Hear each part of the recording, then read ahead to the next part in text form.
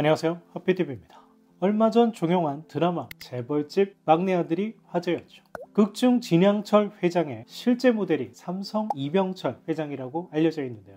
하지만 자동차를 좋아하고 자동차 비즈니스를 어렵게 이어간 것은 이병철 회장이 아닌 이건희 회장이었습니다. 극중 선망투병 중에도 LP를 즐겼던 오디오 또한 이건희 회장의 취미였습니다. 하피TV에서는 이건희의 오디오 인생과 이건희 컬렉션 영상을 업데이트한 바 있는데요.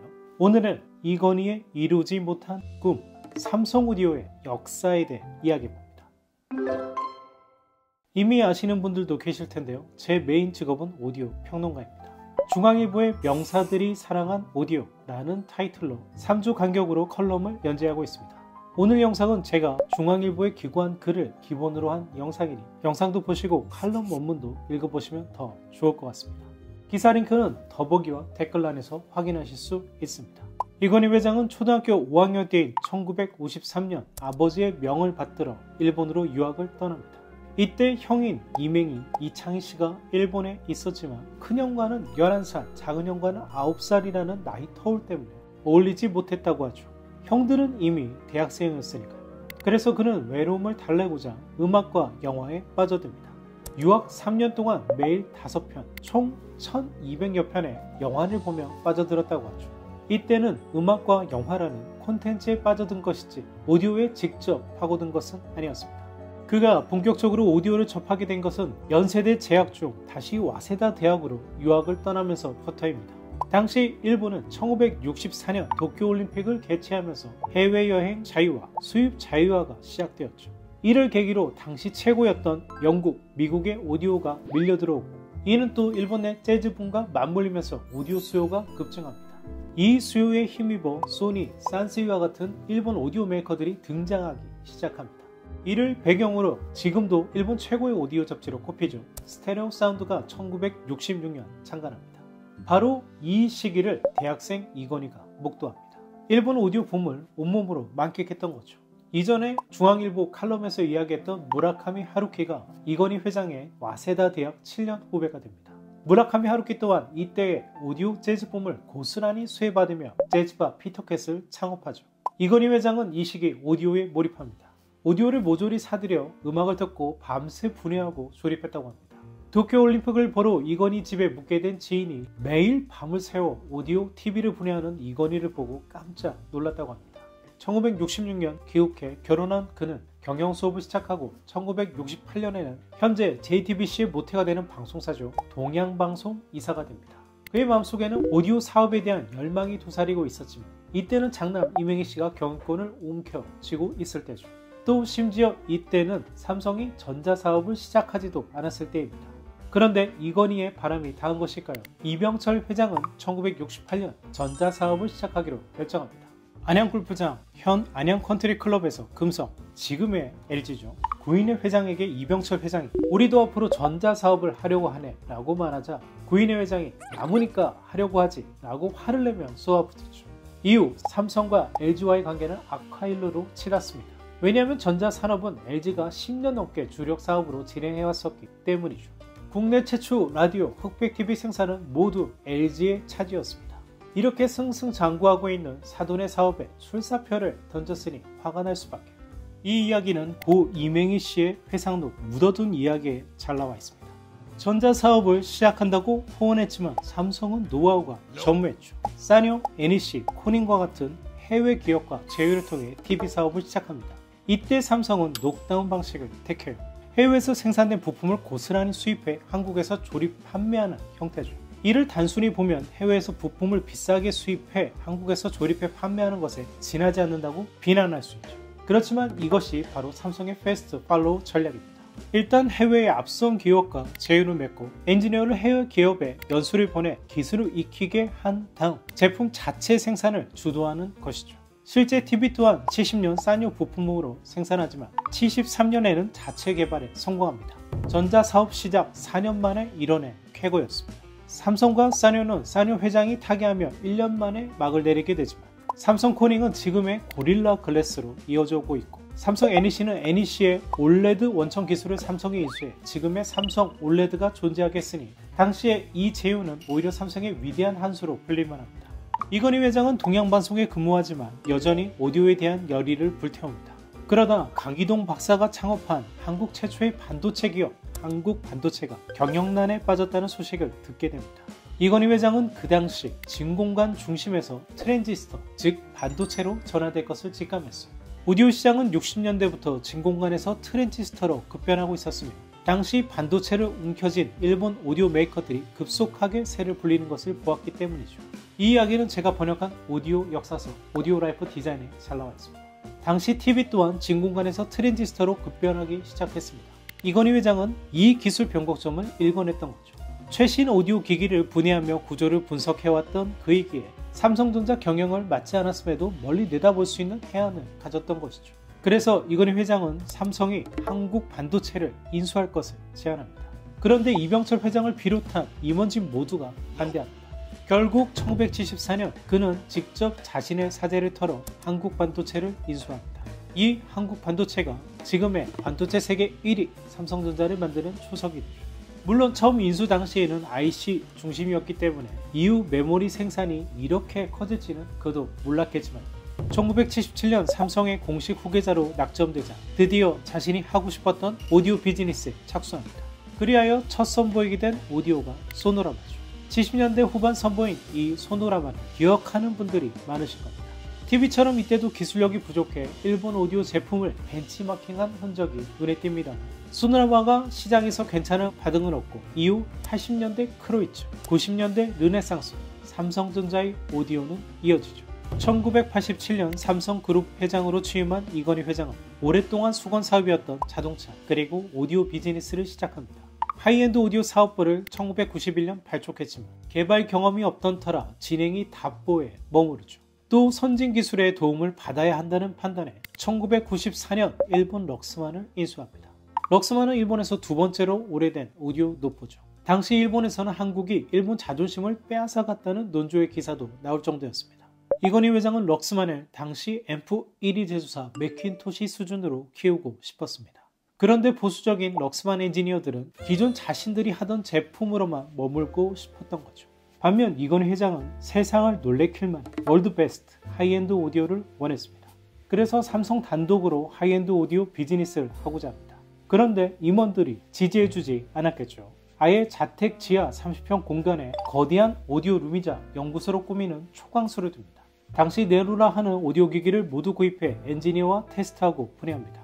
당시 이건희 회장은 문둔의 경영인으로 불렸습니다. 출근하지 않고 비서실이 직접 자택으로 와서 보고하고 지시받는 방식이었죠. 그런데 오디오만큼은 자신이 기획, 설계, 제조 전 과정을 챙겼습니다. 대단히 예외적인 사례였죠. 그런데 삼성 엔지니어가 하이엔드 오디오 설계 경험이 없으니 지지부진합니다.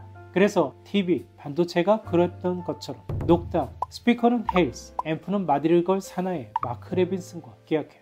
디자인은 삼성이, 내부는 각 메이커가 맞는 방식이었죠. 이를 두고 브랜드만 삼성이지 내부는 마크 레빈슨 그대로 라고 비난하는 분도 계십니다. 하지만 삼성은 패스트 팔로우 전략을 구사할 때 기술이 없는 상태에서 자신들이 섣불리 관여하면 이후 제품에 문제가 생기거나 AS가 발생할 우려를 무척 걱정했다고 합니다.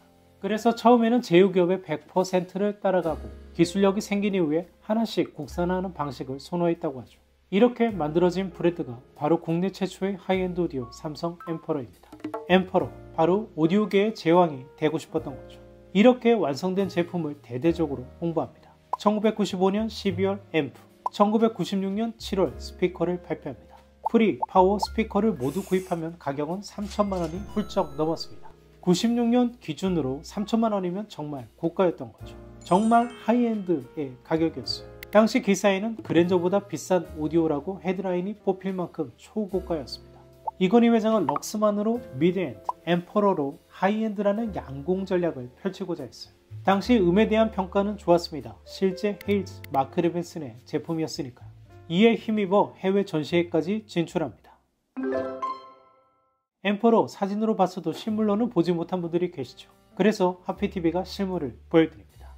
이곳은 스피커 제조사 시청실입니다. 이 회사의 대표님께서 이건희 회장을 존경해 오랫동안 엠퍼러 풀 시스템을 소장해오고 계시는데요. 감사하게도 촬영을 허락해 주셔서 이렇게 영상으로 담아왔습니다.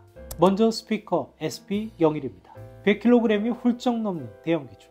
지금 봐도 물량 투입을 아끼지 않은 스피커라는 생각이 듭니다. 이번엔 프리앰프 C01, 파워앰프 M30S입니다. 90년대 마크 레비슨 디자인과 유사하죠. 알루미늄 절삭 강공으로 묵직한 디자인을 자랑합니다. 마지막으로 리모컨입니다. 리모컨도 훌륭한 디자인을 갖추고 있죠. 30년 가까이 흘렀지만 고급스럽게 잘 만들었다는 생각이 드는 삼성 엠퍼러였습니다. 엠퍼러의 결과는 여러분이 잘 아시듯 실패입니다. 소리 자체는 좋았지만 사람들은 하이엔드 오디오에서 삼성의 브랜드를 용납할 수 없었던 거죠. 그렇다고 가격이 싼 것도 아니고 같은 값이면 당연하게도 해외 오디오 브랜드를 선택했습니다. 이런 배경에 IMF가 닥치죠. 삼성도 적자가 극심했던 두 업종 자동차와 오디오를 정리해야 했습니다. 공교롭게도 이건희 회장이 가장 하고 싶었던 비즈니스죠. 이때 럭스만도 같이 매각합니다. 삼성은 남아있던 엠퍼러 재고를 임직원에게 파격 할인가로 처분하죠. 아이러니하게도 엠퍼러 인기는 이때부터 시작합니다. 삼성 브랜드만 지운다면 엠퍼러 제품 자체는 훌륭했던 거죠. 이후 엠퍼러는 오랫동안 오디오 중고 시장의 인기 품목으로 자리 잡습니다. 저도 90년대 말에 잠시 사용했던 경험이 있습니다. 엠퍼러의 실패로 이건희 회장은 하이엔드 오디오 진출 꿈을 접습니다. 다시 순수 오디오 애호가로 돌아가죠. 자동차처럼 오디오도 최고의 제품이라면 아낌없이 경험했습니다. 특히 스피커에 관심이 많아 BMW, 포칼, 윌슨, 골드무트, 그리폰 등 최고의 제품은 모두 섭렵했죠. 그의 오디오룸은 당연히 공개된 적이 없습니다만 그의 90년대 집무실 사진이 한번 공개된 적이 있죠. 이때 스피커는 BMW 매트릭스 800입니다. BMW가 매트릭스 시리즈 성공으로 스피커 세계 1위를 차지한 것을 기념해 1987년 출시한 스피커입니다. 독특한 디자인으로 지금도 중고시장에서 인기가 높은 제품이죠. 그리고 이를 구동하는 앰프 맥킨토시가 눈에 띄네요. 당시에도 집무실에 최고의 오디오 시스템을 갖춰놓고 있었습니다. 이렇게 오디오를 섭렵하며 익힌 지식을 삼성 제품에 아낌없이 씁니다. 임원에 이어서 소니 DVD 플레이어가 장시간 사용 시 열이 많이 나서 오작동이 생김. 우리 제품은 부품 수리 줄여 열이 발생치 않도록 해볼까. 때는 DVD 플레이어는 밤새도록 사용했는데 문제가 없었음. 소니가 열 많이 난다고 전에 이야기한 적이 있음. 이라고 구체적으로 지적하죠. 그리고 2007년 자사 신제품 품평회에서 TV 디자인 화질은 최고인데 음질이 형편없음 이라고 혹평해요. 이건희 회장은 여전히 은둔의 경영이라 불렸지만 자사 AV 기기에는 아주 디테일한 것까지 직접 챙겼습니다. 삼성에서는 나보다 기기를 많이 써본 사람은 없어 라는 자신감을 내비치기도 했어요. 이런 면모가 담겨있는 육성 테이프가 공개된 적이 있죠. 잠시 들어보겠습니다. 내만큼 물건을 많이 써보고 많이 돌려보고 많이 만져본 사람이 어디 있어 지금 삼성그룹에. 내만큼 일본의 기술자, 경영자, 판매자 여러 사람 얘기 들어본 사람이 삼성그룹에 누가 있어? 남 내놔봐라고. 누가 있어요? 네, 없습니다. 그런데 왜 내 말을 안 듣냐 이 말이야. 1993년에 녹음된 테이프라고 하는데요. 기기 덕후로서 임직원들에게 퀄러티를 강조하는 모습이 눈에 띄죠. 이 육성 테이프가 녹음되어 계열사 임원들에게 전달됐다고 합니다. 앞으로 삼성은 퀄러티로 간다는 메시지였습니다. 그의 바람대로 삼성은 2007년 TV에서 소니를 제치고 현재까지 단 한 번도 세계 1위를 놓쳐본 적이 없죠. 반도체, TV, 스마트폰에서 세계 1위를 차지했지만 꿈이었던 오디오 세계 1위는 차마 달성하지 못한 채 2014년 심근경색으로 기나긴 투병 생활에 들어갑니다. 투병 중인 2016년 삼성은 오디오 시장 세계 1위 하만을 9조 원에 인수합니다. 이 인수를 통해 삼성이 오디오 세계 1위 기업이 된 셈이죠. 비록 외부 기업의 인수를 통해서지만 그의 꿈은 이루어졌습니다. 많은 사람들이 이건희의 성공과 혁신을 이야기합니다. 그렇지만 그의 실패는 좀처럼 이야기하지 않죠. 이건희의 오디오는 뜨거웠지만 차디차게 실패한 역사입니다. 두말할 나위 없이 실패했어요. 하지만 그는 오디오를 섭렵하며 익힌 감각으로 이를 경영에 투입해 삼성전자를 세계 1위 기업으로 키워냈습니다. 최근 자신의 오디오 컬렉션을 한데 모은 장소들이 곳곳에 생기고 있습니다. 그런데 한 애호가의 취향 일면을 읽을 수 있기보다는 자신이 일군 부를 과시하려는 성격이 더 강해 아쉬움이 들었습니다. 이전 영상에도 말씀드렸지만 저는 이건희 회장이 사용했던 혹은 개발 과정에서 분해했던 오디오를 한데 모은 공간이 있었으면 합니다. 용인 삼성화재 교통박물관에는 그의 소장 자동차들이 전시되어 있죠. 작더라도 이건희의 오디오 박물관이 있어서 비록 실패했지만 뜨거웠던 오디오 애호가 이건희를 기억할 수 있었으면 합니다. 열정적인 오디오 애호가, 오디오 개발자. 저는 이분들을 오디오 혁신가라 부르는데요. 앞으로도 명사들이 사랑한 오디오 칼럼을 통해 이건희와 같은 오디오 혁신가를 소개할 예정이니 많은 관심 부탁드립니다. 더보기 댓글에 링크 누르셔서 기사 많이 읽어주셨으면 합니다. 지금까지 커피TV였습니다. 감사합니다.